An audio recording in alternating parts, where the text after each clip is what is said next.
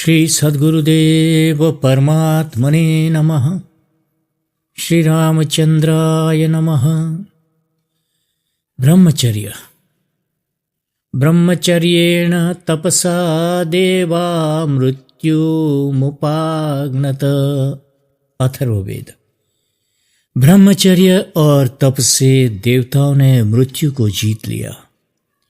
जिस देश में प्रत्येक बालक के लिए ब्रह्मचर्य अनिवार्य था, जिस जाति की समुन्नति के 4 नियमित आश्रमों में ब्रह्मचर्य सबसे पहला आश्रम था, बड़े खेद की बात है कि उसी देश और उसी ब्रह्मचर्य की जाति में आज ब्रह्मचर्य का अभाव हो गया है।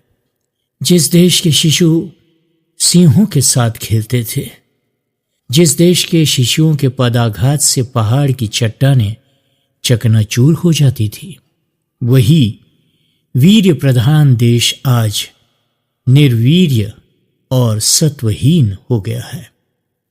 आज देश के लाखों बालक ब्रह्मचर्य के आचरण से भ्रष्ट होकर युवावस्था आने के पूर्व ही अपक्व वीर्य का नाश कर सदा के लिए बुद्धि, बल, तेज और उत्साह से हाथ धो बैठते हैं। लाखों युवक नाना प्रकार की दुर्व्याधियों से पीड़ित हैं और लाखों अपने माता पिता और निराधार युवती पत्नी को रुलाकर मृत्यु के अधीन हो रहे हैं। संयम, नियम, साधन, सुख और मनुष्यत्व का तो भीषण ह्रास हो रहा है। इस दुर्दशाग्रस्त देश की रक्षा ब्रह्मचर्य की पुनः प्रतिष्ठा से ही हो सकती है।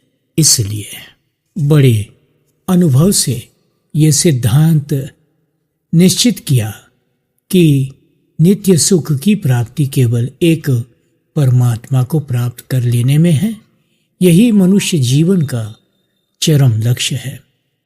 जब तक मनुष्य जगत की सारी अनेकता में एक व्यापक विभू को उपलब्ध नहीं करता, तब तक उसके दुखों की अत्यांतिक निवृत्ति नहीं होती।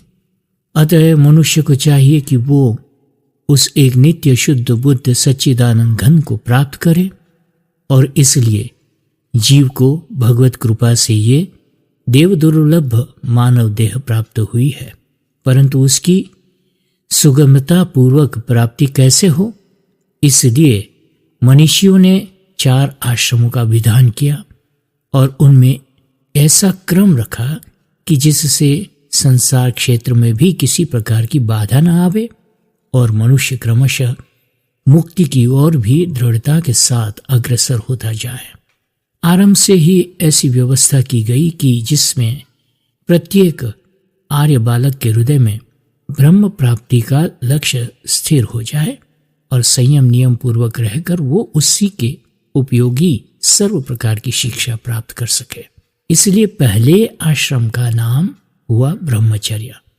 जब इस आश्रम की सारी क्रियाओं को पूर्ण कर वो तेजस्वी युवक ब्रह्मचर्य की कठिन परीक्षा में उत्तीर्ण हो जाता है, तब उसे दूसरे महान दायित्वपूर्ण आश्रम गृहस्थ में प्रवेश करने का अधिकार प्राप्त होता था, और वहां भी उसे ब्रह्म की प्राप्ति के लक्ष्य को सदा ध्यान में रखते हुए विशाल हृदय होकर अपना प्रत्येक धर्मानुमोदित क्रिया उस ब्रह्म की प्राप्ति के लिए भगवद अर्पण बुद्धि से संपन्न करनी पड़ती थी। जब वो गृहस्थ के सारे कर्मों को कर चुका, तब उसे तीसरे आश्रम वानप्रस्थ में प्रवेश करना पड़ता और वहां सम्यक प्रकार से त्याग की तैयारी की जाती, और जब पूरी तैयारी हो चुकी तब चतुर्थ आश्रम संन्यास की दीक्षा ग्रहण कर मनुष्य देह अभिमान सहित बाह्य वस्तुओं का भी सर्वथा परित्याग कर परमात्मा में लीन हो जाता। 100 वर्ष की आयु के हिसाब से ये नियम था कि पहले 24 साल तक मनुष्य ब्रह्मचर्य का पालन करे, 25 से 50 तक गृहस्थ में रहे, 50 पूरे होते ही दंपति अरण्यवासी होकर वानप्रस्थाश्रम का सेवन करे और 75वें वर्ष से जीवन के शेष मुहूर्त तक संन्यास आश्रम में रहे। लोग कह सकते हैं कि ये व्यवस्था तो 100 वर्ष की आयु के काल में थी, इस समय ये क्यों कर हो सकती है, परंतु वे भूलते हैं। यदि शास्त्र के व्यवस्था अनुसार मनुष्य 24 साल तक अखंड ब्रह्मचर्य का सेवन करे तो अब भी 100 वर्ष की आयु का प्राप्त होना कोई बड़ी बात नहीं है। आयु घटने का कारण है तो ब्रह्मचर्य का नाश ही है।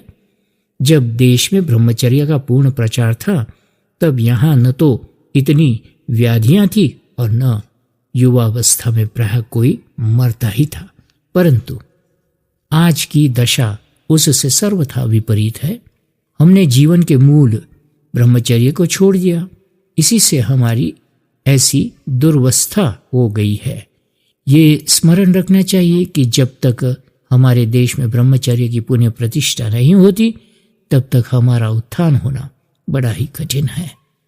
कच्ची नींव पर इमारत नहीं उठ सकती, यदि उठ भी जाती है तो वह इतनी कमजोर होती है कि जरा से धक्के से ही गिर पड़ती है। इस प्रकार ब्रह्मचर्य के बिना जीवन नहीं टिक सकता। यदि कहीं कुछ रहता है तो वो दुख से भरा हुआ रहता है, सो भी स्वल्प काल के लिए होता है। यही कारण है कि आज हमारी इतनी दुर्दशा है। वीर्य धारण ही ब्रह्मचर्य है, ये हम आपको आगे बताएंगे। जय सिया राम, जय सद्गुरुदेव। ये सारा आख्यान हमने आपको पूज्य श्री हनुमान प्रसाद पोद्दार जी की किताब ब्रह्मचर्य से पढ़कर सुनाया। ये प्रथम चैप्टर था, आगे हम आपको सुनाते रहेंगे इसी विषय पर। आशा ही है जब देश में ब्रह्मचर्य का पूर्ण प्रचार था तब यहाँ न तो इतनी व्याधियां थी और न युवावस्था में प्रायः कोई मरता ही था, परंतु आज की दशा उससे सर्वथा विपरीत है। हमने जीवन के मूल ब्रह्मचर्य को छोड़ दिया, इसी से हमारी ऐसी दुर्वस्था हो गई है।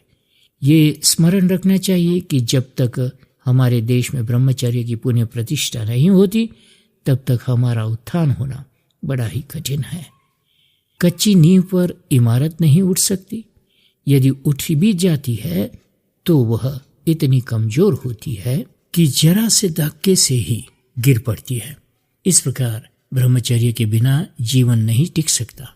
यदि कहीं कुछ रहता है तो वो दुख से भरा हुआ रहता है, सो भी स्वल्प काल के लिए होता है। यही कारण है कि आज हमारी इतनी दुर्दशा है। वीर्य धारण ही ब्रह्मचर्य है, ये हम आपको आगे बताएंगे। जय सिया राम, जय सद्गुरुदेव। ये सारा आख्यान हमने आपको पूज्य श्री हनुमान प्रसाद पोद्दार जी की किताब ब्रह्मचर्य से पढ़कर सुनाया। ये प्रथम चैप्टर था, आगे हम आपको सुनाते रहेंगे इसी विषय पर।